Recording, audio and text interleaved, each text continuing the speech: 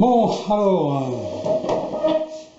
du coup, j'ai refait un support pour ma fraise, pour faire des pignons. Donc à l'origine, j'avais fait celle-là qui pouvait s'adapter pour les deux, avec un trou de vis pour faire office de clavette, qu'on voit là. Bon, ça me plaisait pas trop quand même, puis ça faisait un peu petit. Alors donc j'ai fait ceci. Voilà. Et là, c'est plus lourd, on est en 25 mm là. Là, c'est une vis de 8, c'est pas une vis de 6 comme celle-là. C'est une vis de 8, donc c'est beaucoup plus serré. Et il y a une clavette, une vraie clavette là, qui rentre dedans. Et là, ça peut pas bouger, c'est pas possible. Donc voilà, donc beaucoup plus lourd. Je pense que, alors j'ai fait tout pour que ce soit le plus concentrique possible. Au niveau de la fraise, là, je suis à 2 centièmes. Voilà. 2 centièmes au comparateur sur la fraiseuse. Maintenant, après, si ça tourne pas parfaitement, c'est que c'est la fraise, elle n'a pas de jeu du tout, je l'ai montée sans jeu. Elle rentre très difficilement dedans. Donc, si elle tourne un petit peu légèrement comme ça, c'est que c'est la fraise, après, voilà. Voilà, donc je me suis amusé à faire ça cet après-midi. Voilà, encore un petit outil. Comme ça, celle-ci, elle reste comme elle était, voilà, donc... pour ça, ça allait très bien, en diamètre 20. Puis là, diamètre 25, on voit qu'il faut quand même du couple, donc c'est bien d'avoir un gros diamètre. Donc, je pense que là, ça devrait gazer. Ça devrait être encore mieux.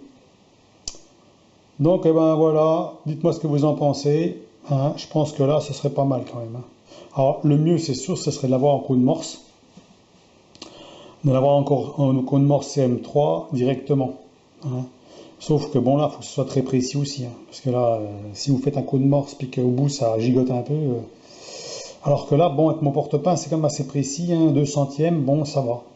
Alors on verra pour si j'en fais une en coup de morse ou si j'en achète une en coup de morse, je sais pas. À voir. Celle-là, elle va bien faire le taf pour le moment.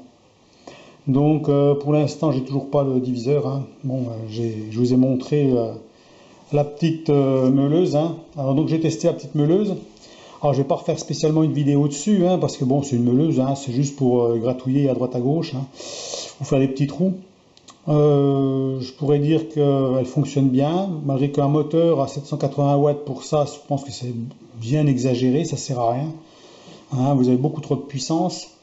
Et puis donc il faut pour s'en servir, ce qui est bien, ce serait de le mettre en permanence au-dessus de l'établi par exemple, puis pas trop haut, parce qu'il faut quand même, il y a un flexible qui est pas si grand que ça, donc il faut quand même qu'elle soit pendue en permanence, parce que sinon si vous la sortez du paquet, vous mettez tout en route et tout à chaque fois, vous allez abandonner le problème, le truc, parce que ça va pas. Il faut que ce soit un truc qui reste en permanence prêt à l'emploi. Voilà, c'est ce que je pourrais dire. Sinon, qu'est-ce que je pourrais dire au niveau puissance? Donc ça, c'est trop. Au niveau facilité de travail avec, c'est chiant parce qu'il y a des fils, il y a le machin et tout. Donc il faut qu'il soit installé en permanence. Ça serait mieux. Sinon, s'il faut sortir de la boîte, c'est pas la peine.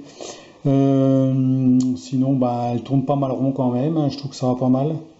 Faut savoir doser avec le pied, c'est pas si évident que ça, malgré que c'est assez progressif quand même. Mais j'aime pas trop l'histoire d'appuyer sur le pied pour mettre plus ou moins. J'aurais mieux aimé un système à la main, un genre de variateur à la main, je pense que c'est mieux. Un gros pied, j'aime pas trop. J'ai l'impression qu'on a le pied levé et puis si on appuie trop vite ou on dose mal ou j'en sais rien. Enfin bon, à voir pour ceux qui sont intéressés, ma foi. Sinon voilà. Donc je voulais en reparler comme ça. J'ai fait plein de tests avec, donc ça va. J'ai meulé tout, j'ai poli avec un petit peu, ça va. C'est une meuleuse, ça marche. La clé à mandrin n'est pas tellement pratique puisqu'il y a une encoche. Et l'encoche, il faut vraiment être bien en face, sinon la clé à mandrin elle raccroche dedans, dans la partie en aluminium doré.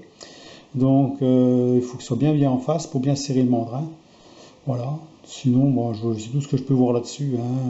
Ils ont rajouté quand même 2 charbons supplémentaires dedans, en cas, parce que c'est un moteur à charbon, c'est pas un bouche-laisse. Donc il y a 2 charbons supplémentaires. Si les 2 sont usés, bon, on peut en mettre 2 autres. Voilà. En plus des petits accessoires qui sont à minima, hein, c'est vraiment des petits accessoires. Hein, bon. Mais bon, ça peut faire le job pour faire certaines choses. Alors moi j'aime bien ma meuleuse pneumatique, hein, mais il faut avoir compresseur. Voilà, la meuleuse pneumatique, on a de la puissance, on a du couple, on peut mettre déjà des gros trucs dessus, ça mord. Hein. Voilà. Donc, eh ben, dites-moi ce que vous pensez de tout ça, et puis on verra quand on aura le diviseur. Quand je vous dis, je vais l'avoir, je pense, incessamment sous peu, peut-être demain, peut-être début de semaine prochaine. On va bien voir, hein. Et puis je ferai une vidéo de présentation, un déballage de carton, comme j'ai fait là, hein, sur la vidéo d'aujourd'hui. Un déballage de carton, voir le poids qu'il fait, etc., etc. Voir comme si c'est bien emballé, s'il n'y a pas de problème.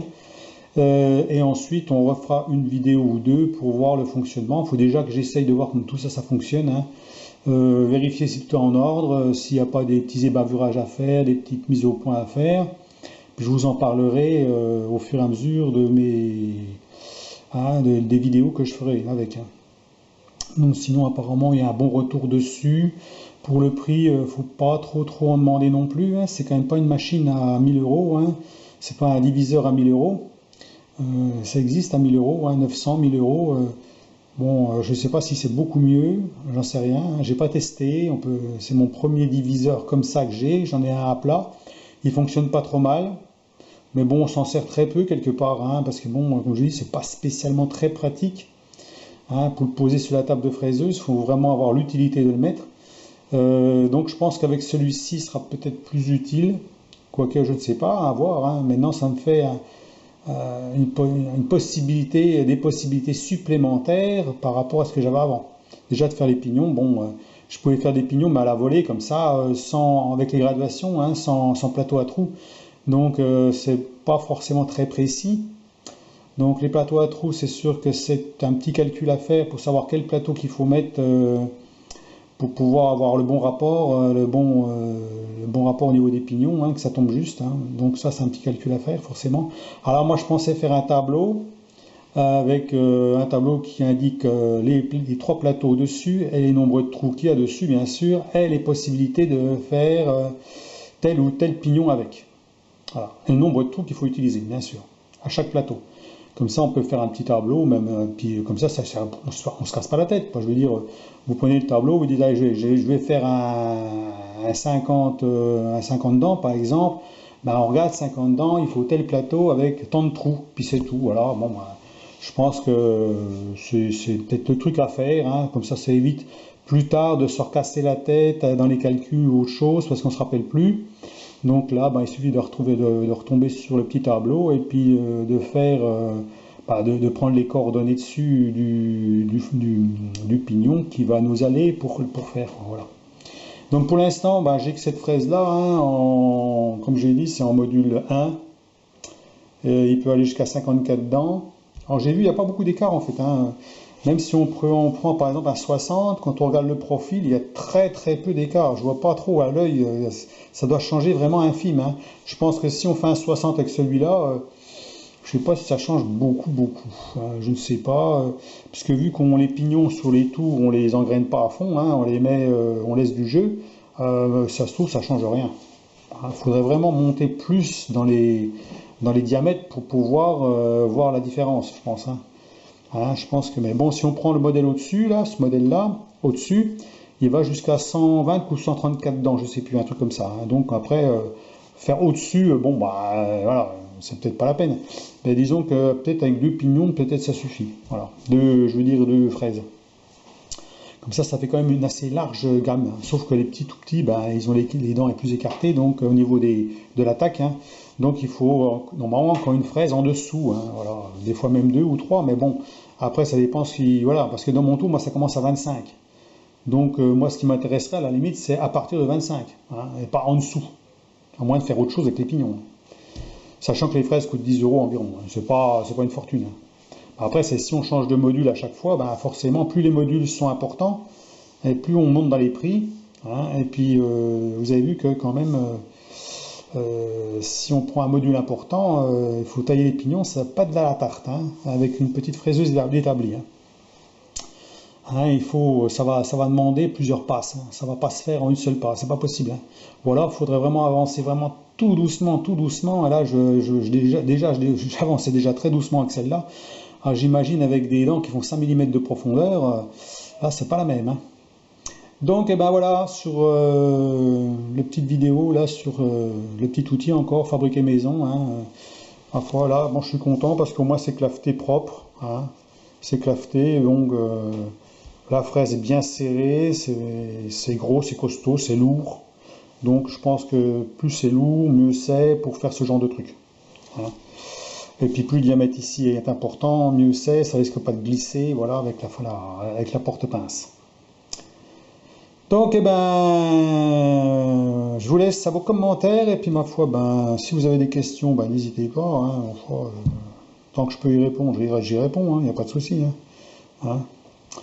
Donc voilà, allez, à plus, au revoir.